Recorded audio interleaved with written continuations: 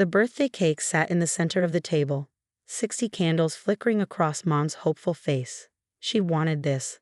All her children together, celebrating, pretending we were still the family from the Christmas cards she sent out every year. "Make a wish, Mom," my older sister Victoria said, her voice carrying that practiced warmth she used in business meetings.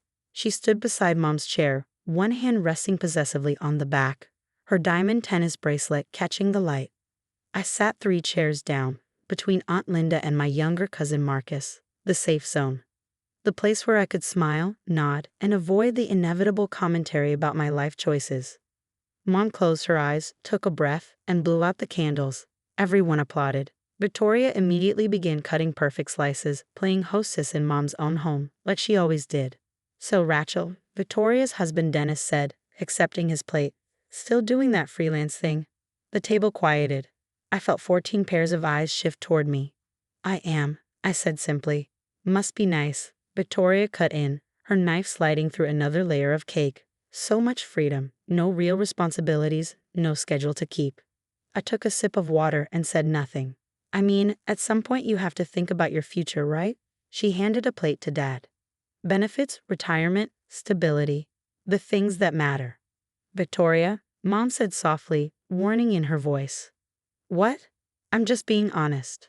Victoria looked around the table, gathering support from the audience. "Rachel's 32 years old.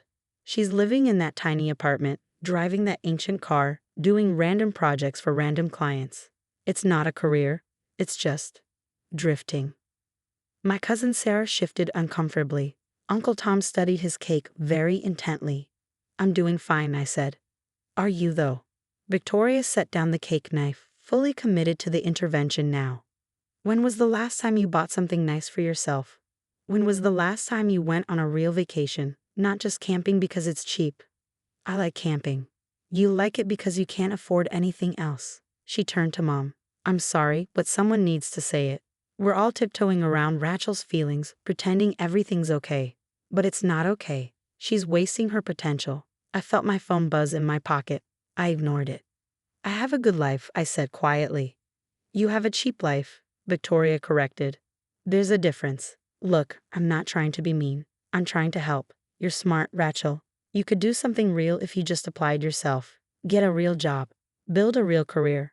Stop pretending that cobbling together freelance gigs is the same as having actual professional success." The phone buzzed again. 2 messages now. "Victoria, that's enough," Dad said, but his voice lacked conviction. He'd been saying the same things privately for years. "No, it's not enough. Rachel needs to hear this." Victoria moved around the table, warming to her theme, working the room like she was presenting to the board. "I started at Morrison Hale as an associate, entry level. I worked my way up to senior VP of operations. 13 years of 60-hour weeks, of proving myself, of building something. That's what career progression looks like." She stopped beside my chair. "You could do that too. You're capable. But instead, you're choosing to stay small, to stay safe, to avoid the real world where performance matters and results count." She put her hand on my shoulder, the gesture almost maternal. "Find a B-tier job." The room went completely silent. Victoria stood there, hand still on my shoulder, waiting for me to crumble, argue, or storm out. Like I'd done at Thanksgiving 3 years ago, when she'd made similar comments about my lack of ambition. I set down my fork carefully, pulled my phone from my pocket, opened my email.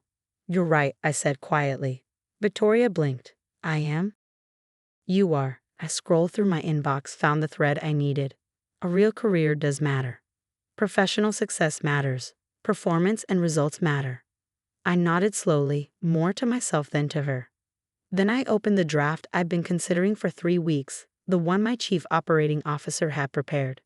The one I kept putting off because I'd wanted to believe Victoria could change, could see me as something other than her failure of a younger sister. I made one small edit, changing the effective date to today instead of end of quarter. Then I hit send. The email left my outbox with a soft whoosh. "What are you doing?" Victoria asked, confused by my calm. "Taking your advice," I said, "making professional decisions based on performance and results." My phone buzzed immediately. A reply from Jennifer Matsuda, my Director of Human Resources. "Confirmed. Termination processed.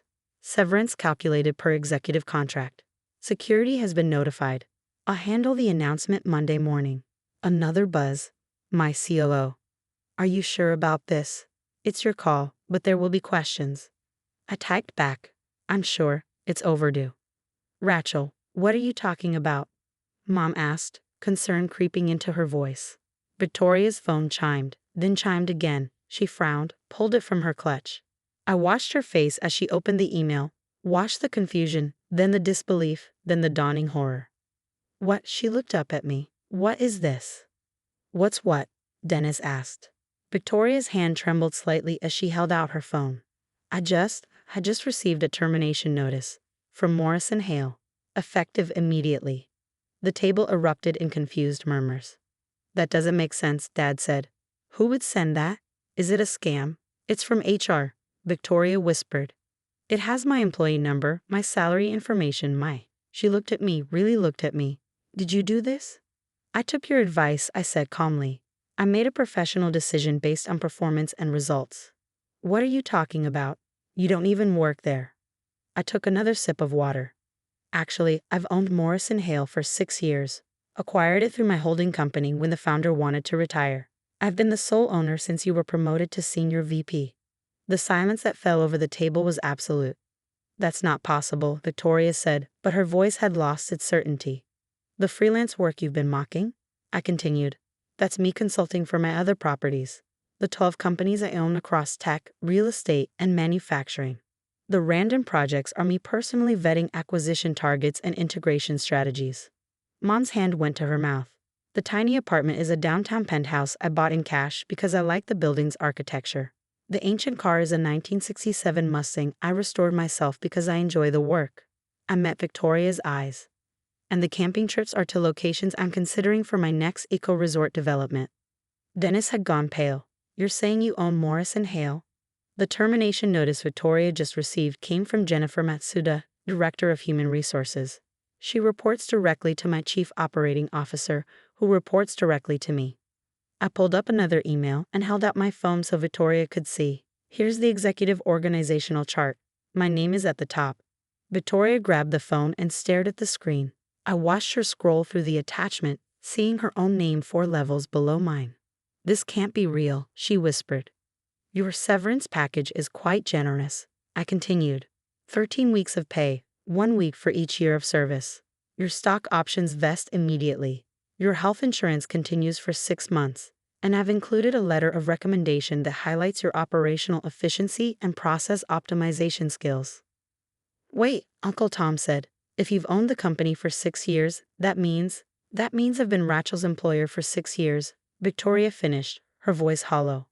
Every promotion, every bonus, every. She looked at me. You've been signing my paychecks this entire time. Not personally. I have people for that. But yes, technically, your $156,000 annual salary came from my company. Dad stood up abruptly. Rachel, this is some kind of joke, right? Some elaborate.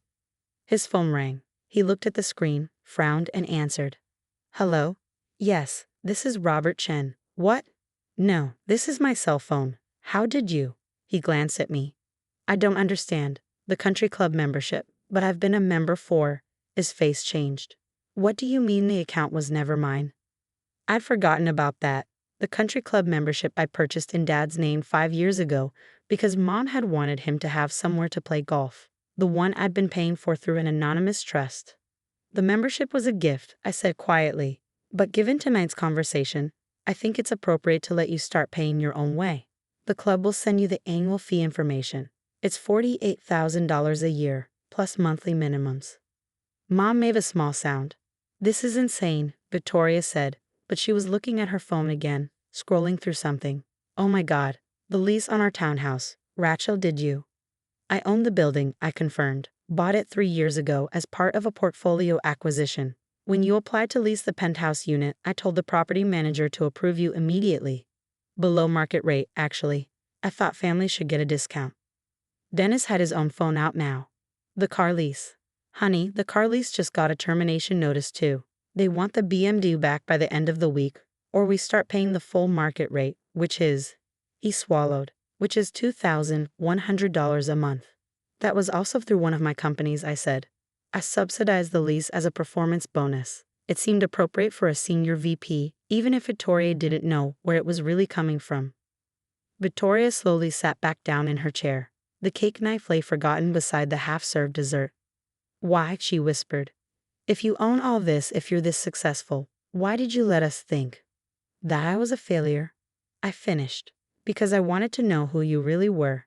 Who you all were. Whether you valued me as a person or only as a reflection of my achievements. I looked around the table, at the family members who'd joined Victoria's mockery over the years, at the ones who'd stayed silent rather than defend me, at Mom, who'd never quite been able to hide her disappointment in my choices.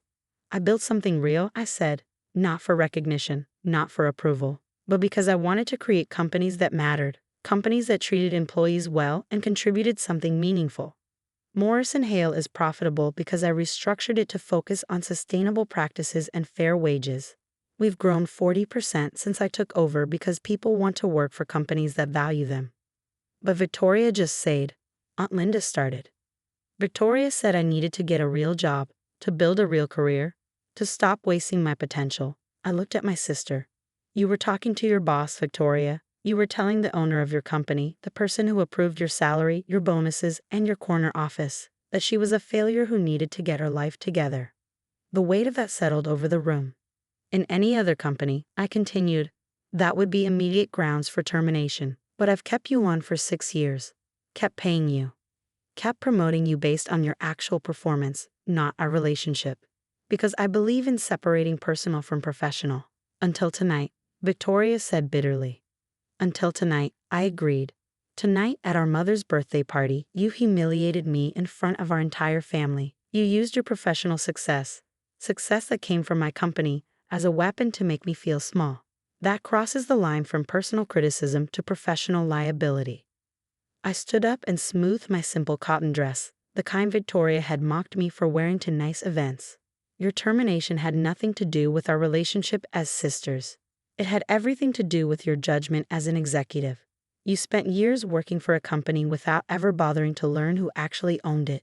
You never questioned the generous salary, the rapid promotions, the below-market rent, or the subsidized car lease. You just assumed you deserved all of it. Rachel, Mom said, tears in her eyes. Please, this is too much. Can't you? I've already been too lenient, I said gently. Any other CEO would have fired Victoria the first time she badmouthed the company owner at a family event. That was 3 Thanksgivings ago. I've given her 3 years of chances to see me differently. My phone buzzed again. Another message from my COO. Board is asking about Morrison Hale's situation. Should I prepare a statement? I typed back. Tell them executive restructuring. Details Monday. You'll be fine, Victoria, I said, meaning it. You're genuinely good at operations. You'll find another position, but it won't be at any of my companies, and it won't come with free rent or subsidized perks. I picked up my purse and kissed Mom's cheek. I'm sorry your birthday ended this way, I told her. I really did try to let it go. Rachel, wait, Dad started. But I was already walking toward the door. Behind me, I heard Victoria start to cry. I heard Dennis asking what they were going to do about the rent, the car, the bills they'd built around a lifestyle they could suddenly no longer afford.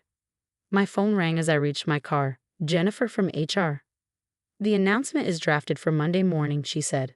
But we're getting questions from the executive team. Victoria had 3 major projects in motion. Promote David Chen to interim VP of Operations, I said. He's been ready for months. This will give him the opportunity to prove it. Understood. And Rachel? For what it's worth, I think you made the right call. I sat in my car, the '67 Mustang I'd spent 2 years restoring, and let out a long breath. My phone lit up with a text from Mom. Please come back. We can talk about this. Then Victoria, you ruined my life because I hurt your feelings. Then Dad. This is vindictive and cruel and not who I raised you to be. I didn't respond to any of them. Instead, I drove to my tiny apartment, the 2,800 square foot penthouse with the city view Victoria had never bothered to visit. I poured a glass of wine, sat on my balcony, and watched the lights below. My phone kept buzzing. Messages from family members, calls from Victoria, an email from Dennis asking if we could work something out. Monday morning, my chief operating officer called. The announcement went out, she said. Victoria's direct reports are asking questions. The board wants to discuss executive stability. And somehow, 3 business journals found out you're the owner. They're requesting interviews. Decline the interviews, I said. Promote David. And tell the board I'll address them at next quarter's meeting. There's one more thing, she said carefully. Victoria came to the building this morning. Security turned her away, but she's claiming wrongful termination. Says she's going to sue. I wasn't surprised. Victoria had always fought back when she didn't get her way. Forward everything to legal, I said. Her contract is ironclad. The termination was justified. And remind her that the severance package is contingent on signing a non-disparagement agreement. Already done. That afternoon, Victoria called from a number I didn't recognize. You can't do this, she said without preamble. I gave that company 13 years of my life. And you were compensated well for every one of those years, I replied calmly. I'm going to fight this. I'm going to tell everyone what you did. Feel free. Tell them your younger sister, the one you called a failure for years, built a successful company and gave you a job where you thrived. Tell them she promoted you based on merit and paid you fairly. Tell them she subsidized your lifestyle and asked for nothing in return except basic respect. Silence on the line. You know what the worst part is? Victoria finally said. You let me believe I did it myself. You let me think I earned everything through my own talent. You did earn it, I said. I never promoted you because you're my sister. I promoted you because you're good at operations. That part was real, Victoria. The only thing that wasn't real was your perception of me. I'm your sister. Yes, and I'm the person who's been signing your paychecks for 6 years while you told everyone I was a failure. I paused. Family cuts both ways. If you wanted me to protect you professionally, you should have protected me personally. She hung up. I went back to work, reviewed 3 acquisition proposals, approved the eco-resort project I'd been scouting, and signed off on a new sustainability initiative for Morrison Hale that would make Victoria's old department redundant anyway. The family stopped calling after a week, stopped texting after 2. Mom sent one final message. I don't understand how this became who you are. I almost responded. Almost explained that this had always been who I was. They just never bothered to look. But I didn't. Instead, I built my companies, promoted people who deserved it, created jobs, opportunities, and value. And when the business journals finally ran their pieces about the mysterious CEO who'd been operating in stealth mode for years, my family read about my success the same way everyone else did. In print. From a distance. Exactly where they'd always kept me anyway.